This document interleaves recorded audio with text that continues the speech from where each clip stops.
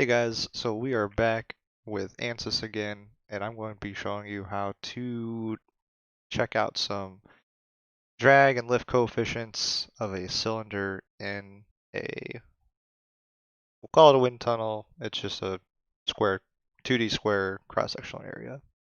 So we're going to go ahead and open up geometry. All right, so like usual, we're going to go to our X and Y plane and show you an easy way for creating symmetrical geometry. So we're going to keep it in meters. We're going to go ahead and try to get to the origin. It usually snaps. And we are going to make a circle or a cylinder with a 1 meter diameter. A little big, it's okay. Now we want a cross-sectional area that is symmetrical about the x and y axis of the circle. So what we're going to do is go to the origin, and then we're going to make a line straight up. Then we're going to take some, well, let's just do the other line real quick. We're going to take another line and go straight down from the origin. We'll get some dimensions for these. And we want these to be 25 and 25. We want to have a fairly large cross-sectional area, so that way if your models, your cylinder or anything else that you go to put into this stays within a 5% of the cross-sectional area. So, if this is a 50 by 50, that's gonna be 2,500 square meters. You don't want anything anywhere close to 5. Well, anywhere, I guess, below 10%. Any 10%, you get a little goofy, and you'll have to change the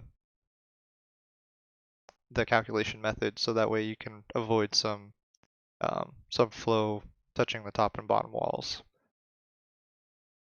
Alright, so we've got another set of lines here. We're going to just make sure that these are also 25 meters. They're all going to be 25 meters because we want 25 meters in the positive x direction, 25 meters in the negative x direction. If you ever run into an issue where you have over-defining of a section, you just right-click and hit cancel, and you'll get out of that. Alright, so now we got our lines. We're going to do one more. Instead of trying to draw these and make sure that they all connect, you just do one rectangle, top corner, and bottom corner. There you go. So you don't have to draw another line, do some dimensioning. Makes it a little bit easier. But what we do have to do is delete some of this extra geometry out of there. You can use trim if you want. It's easy. You just click on each thing. That deletes those. The other thing you can do is you click on the line, and it should highlight the geometry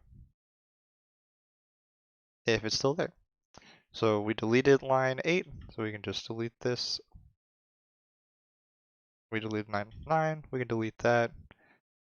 And we want line 10 gone and line 11 gone. That'll also delete its dimensioning, so that way you don't have that on your model. It doesn't affect it. The dimensioning won't affect it, but it can just look unsightly. That's your call. And I'm just going to delete this dimension here as well, just so I clean up my model a little bit. And there you go. So you have a symmetrical, a square of 50 by 50 with a, also centered around the origin, and a circle of 1 meter diameter, symmetrical of the origin, centered on the origin. Alright, so then we want to, like always, create a surface from sketch. We already have our surface selected, that's why the lines are yellow. Hit apply. click on surface sketch number 1 and generate. There we go. That's all we really needed. So we close out of this. Then we're going to go to mesh. So for analysis, you want to have a more defined mesh, especially for what we're going to be showing today is the von Karman vortex shedding.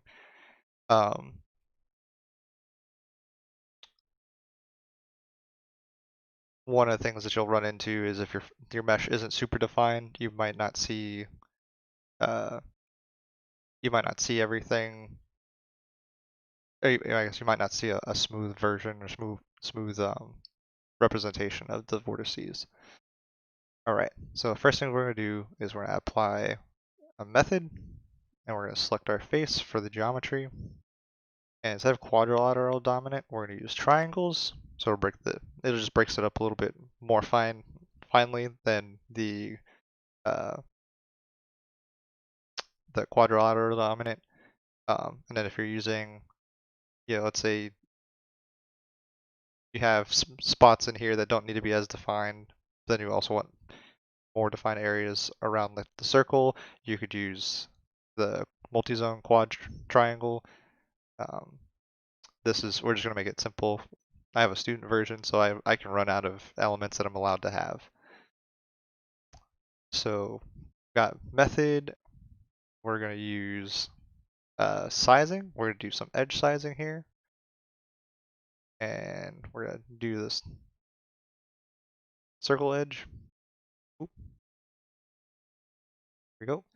And we want, instead of element size, we want number of divisions. And I'm just going to make this 400 because we want a really defined cylinder here. So this is going to be representation of a cylinder in a tunnel instead of, I mean, it is a circle, but top of a cylinder or bottom of a cylinder. If you did this in 3D, obviously, you'd be looking at it, and if you could look in an isometric view, you'd have like a little bar suspended in here. Alrighty, so then we'll add one more mesh. We're going to add an inflation. And for our geometry, we want to select this face. And for the boundary, we want the cylinder wall boundary. We want first layer thickness. This allows you to define how far out you want that to be. Oop, sorry, our first layer height is going to be 0.003 meters. That's the layer of each little square that's going to come off of this circle. And then we want, let's say, 100 layers. The growth rate is from each circle. It's going to be 1.2 meters. Well, 1.2 times the initial first layer height. But we're just going to do 1.05. So that way we don't run into issues of it getting too big and reaching outside, like reaching a boundary of the body. Okay. You can hit generate in each of these steps. I'm not going to. We're actually going to make sure that the behavior is hard. Okay. You can hit generate in before each of these steps. I usually just hit generate at the end of it and let it run through all of the meshing at one time. So you can see around the cylinder wall is extremely defined, but the rest of our body isn't super defined, and that's okay, because what we can do is go in here and our element size, we're gonna move this down to 0.11 meters. I think 0.1 meters ends up making the mesh too fine for the student version. If you don't have the student version, feel free to bump that up as much as you'd like. It'll just make the mesh take a little bit longer to form. This usually takes a few seconds. It's not too long, but that's what we want. And then our next step from here, once the mesh is done, we're gonna go ahead and create some edges. All right, looks like our mesh is done. We're gonna check our statistics real quick just to make sure. Yeah, so we're at 466,904 elements. That's gonna be well within our 500,000 limit, but you can see how fine this mesh looks. So, if you scroll out enough or you zoom out enough, it looks like it's all one continuous mesh, which is good. So it's a high quality mesh. So we'll go ahead and we're going to create some name sections. Like I mentioned in my other videos, if you name this inlet, it'll automatically create this front section as an inlet, and you name this rear section an outlet, it'll name that or create that as an outlet. And then you can name these either symmetry or wall. If you name it symmetry, it's going to give it a condition where you can't select whether it's stationary uh, or moving. So if you don't care to do that, that's fine. But if you have if you plan to make this where you think you want to see how if the top wall moves, how will it affect the flow over your object inside of your tunnel, um, make sure to name the walls. But you might want to name one top wall, bottom, and then one bottom wall. If you say, both of them are a wall, then they'll both move at the same rate in the direction that you say. So if you say, hey, I want my top and bottom wall, or you name them both walls, and you say, hey, I want this to be a moving wall, and then you put it in, you say x equals 1, so it's positive x direction, then they'll both move in the positive x direction. Or if you wanted to see if the top wall only moved or the bottom wall only moved, then you'd have to do that separately.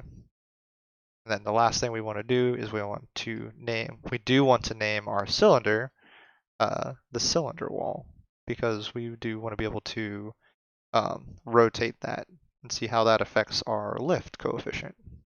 So I'm just going to name it seawall, call it cylinder, but I like just putting wall in there just to make sure that it does that for me in Ansys. Okay, so we've got our sections, we've got our mesh, that looks good, and we can get out of here and move on to the next step. I'm gonna update this first. I know in my previous videos, I don't know if I've mentioned it, but we're going to show you a neat trick on how to use more of your computer to help with your simulations. If you aren't a super tech savvy person,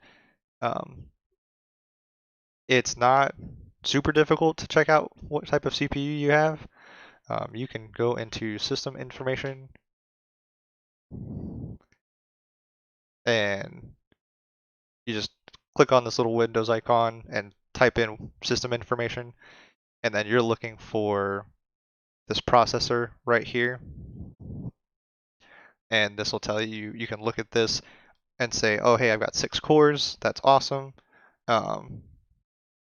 You know, so it's 12 logical processors. Sometimes it'll say only 6 cores, 6 logical processors. It might just say 2 cores, 4 logical processors. What that'll mean for us in this setup section is that the solver processes is actually how many processors or how many logical processors that you have. I have 12. Um, my Intel CPU has the ability to hyperthread.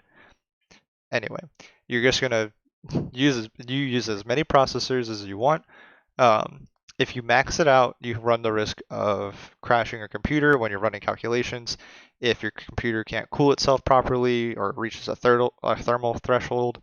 So I usually do one less than my max to give me the room to breathe, as well as if I'm doing anything else on my computer while I'm running calculations. Today I'm just going to do 6, so because I'm recording this at the same time, so I want to give some of my computer the ability to do both. You can also use GPU. is a little bit more intensive because you have to select your GPU. It's like mounting a disk drive almost in Ansys. Um, but uh, most GPUs won't be beneficial um, to this process because you need high bandwidth memory. So unless you have like a workstation card, um, but if you do have a workstation card like a NVIDIA Quadro or an AMD, um, I it's like Radeon, their work I think it's WX series, then you can use those and they'll work a lot better. All right, so we have our setup.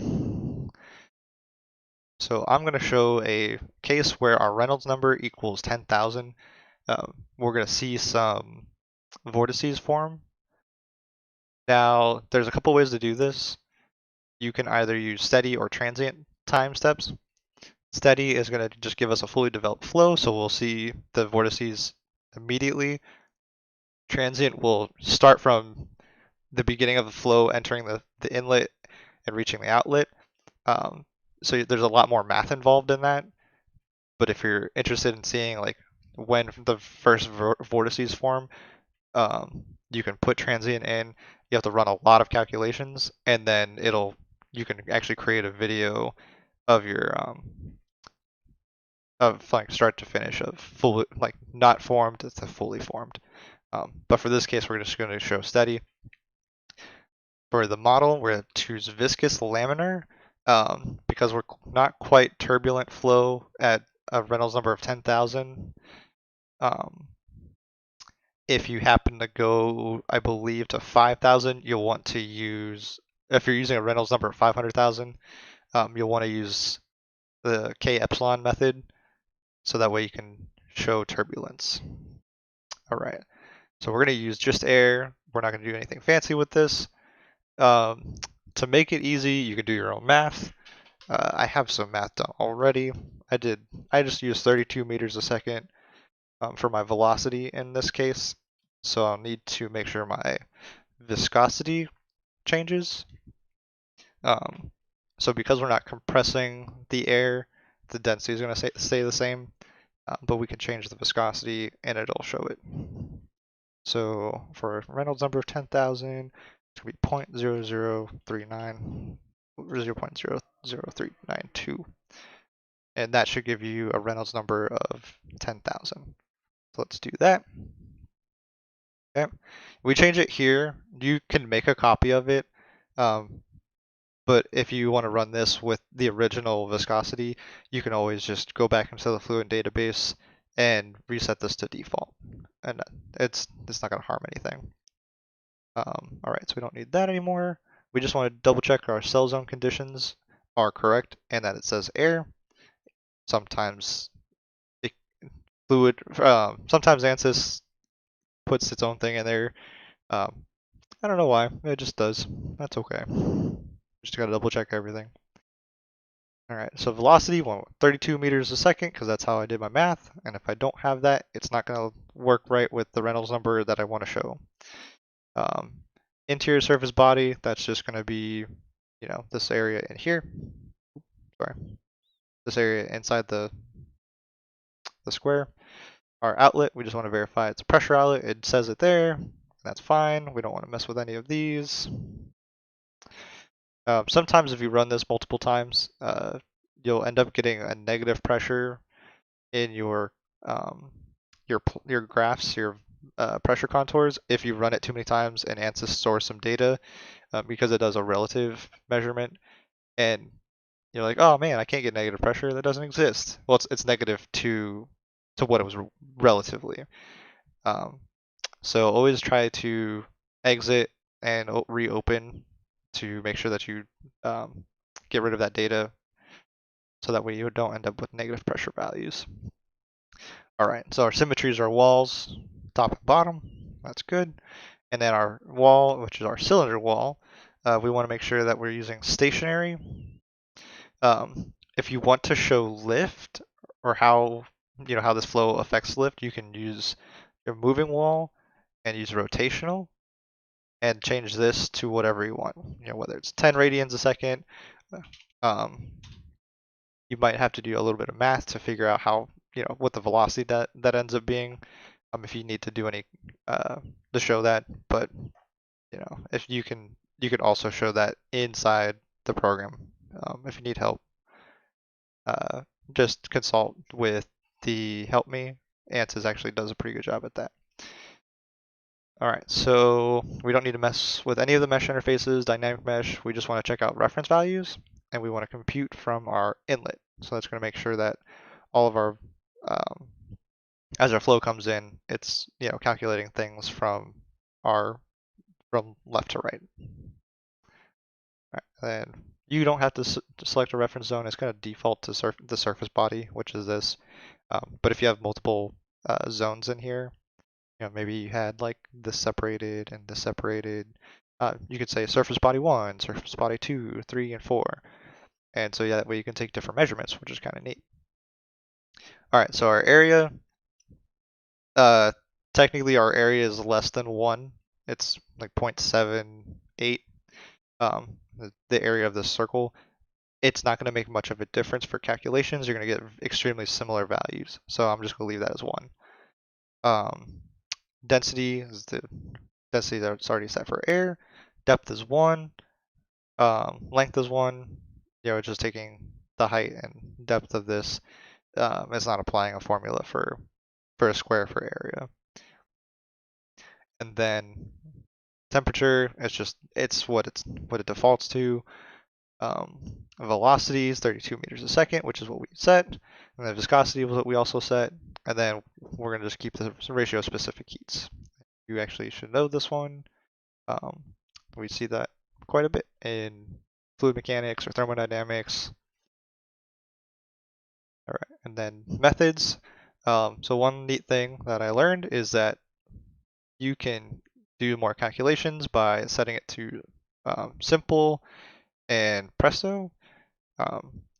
It won't be as accurate, but when you're just showing like conceptual items, it makes a lot of the calculations go by a lot faster, which is extremely useful for, you know, people who might not have a computer that's good to run this, or you know, you're just trying to show conceptual items instead of, you know, look for like a really specific case where, you know, maybe you're using it for sending up a model rocket and you want to know some specifics. The other thing we want to do is be able to show our lift and drag coefficients. So we can go into report definitions, new, and then force. And they already do that for you. You just have to hit drag. I just name it. I name it drag so that way I know what I'm looking at. Otherwise, it'll just say, you know, some report. We want to take the drag coefficient at the cylinder wall, and you can hit report file or report plot. Doesn't really matter. Hit OK, and then because once you create these, I'll show you why it doesn't really matter. We'll do this for lift for the cylinder wall. Put that there.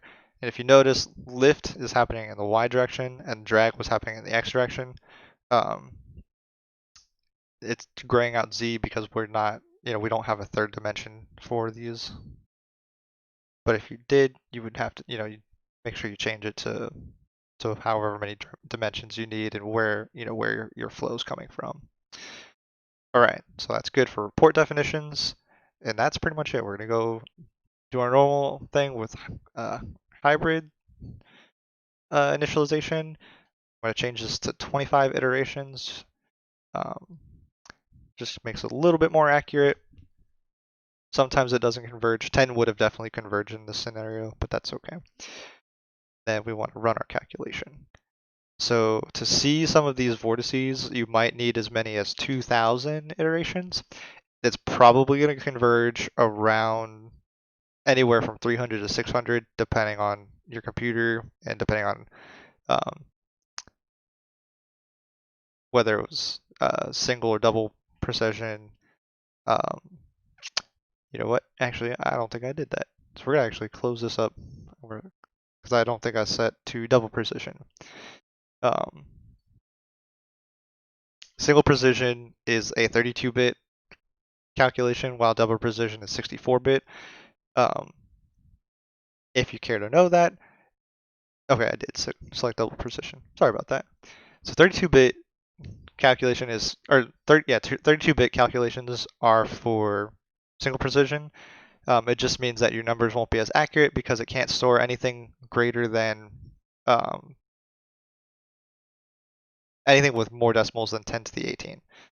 And if it was double precision, it can store decimals from 10 to the 108 or negative. Both of them are positive, negative 10 to the either 18 or 108. So that's something interesting and not necessarily need to know. We'll just double check these real quick. Yeah, that's fine. The fast way is just checking your reference values. If those are right, those are generated by, these are generated by your previous values. Cool, so we're good there. We just gotta initialize again. Once we've created these, it'll save the position. So we've already created drag coefficient, lift coefficient monitor, or report. All right, and we'll calculate. So I'm gonna set 2000, and it's not gonna, it's not gonna necessarily need to look at all of those, but it can. So if you don't plot these, then if you don't select plot for the report definitions, you won't see the actual plot of drag or the plot of lift.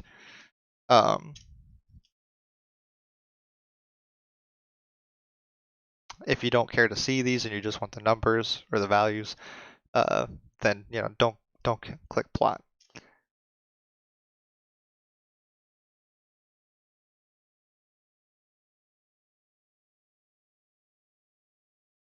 Okay.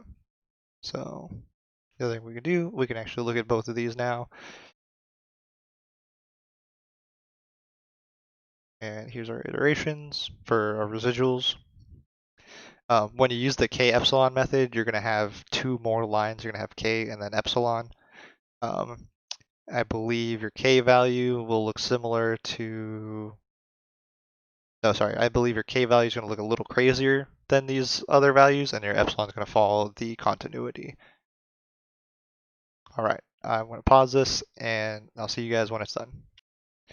All right, you know what, I might have lied to you guys. I'm sorry. It did take the entire 2,000 iterations.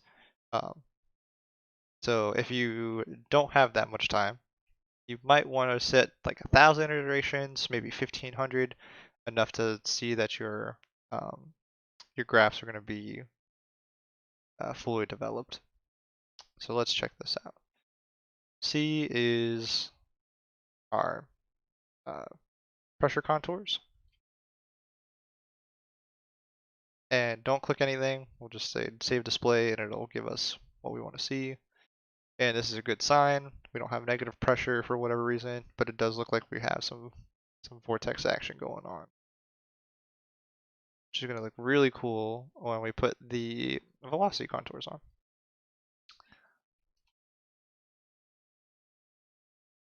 And then we're going to move over to, hey, look at that. That's pretty neat.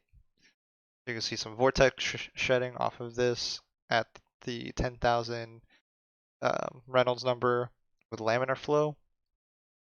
So one of the things we're going to check out is we're going to check out our drag and lift coefficients real quick. So we have drag and we have lift.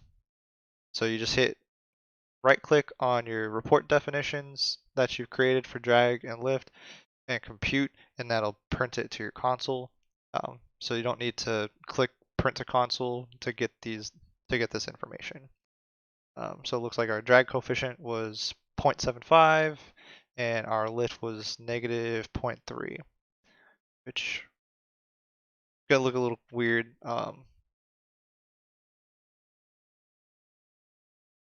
But the ranges are extremely close together, so you got a lot of back and forth here.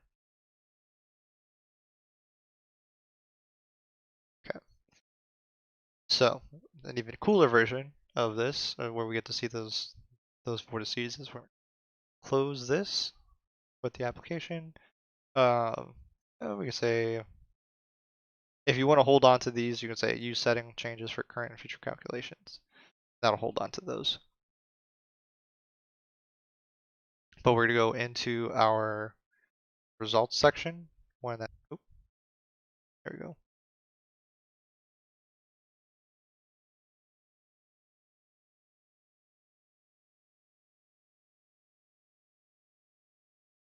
All right, so we've got our results section.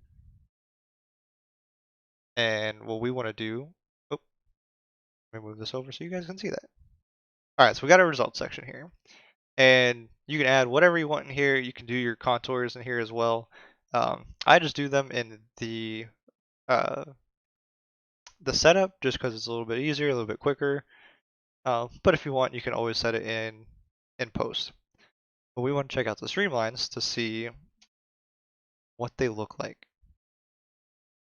because that'll show some really cool stuff. So we're going to keep all domains. We want to take our streamlines from the inlet, and we want from the vertex and our max number of points.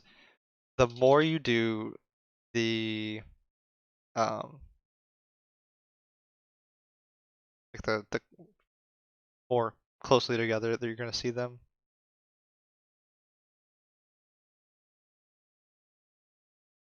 So this is our streamlines. So it looks like right here it looks like our velocity contour, but as we scroll in, we can see all the different individual streamlines present, and where we start to see all those vortexes, or as the vortex comes off of our cylinder and then it dissipates. So that's pretty cool. I think that's really neat. And that's how you check out some vortex shedding in Ansys. If you guys have any more questions, please leave a comment. Thank you.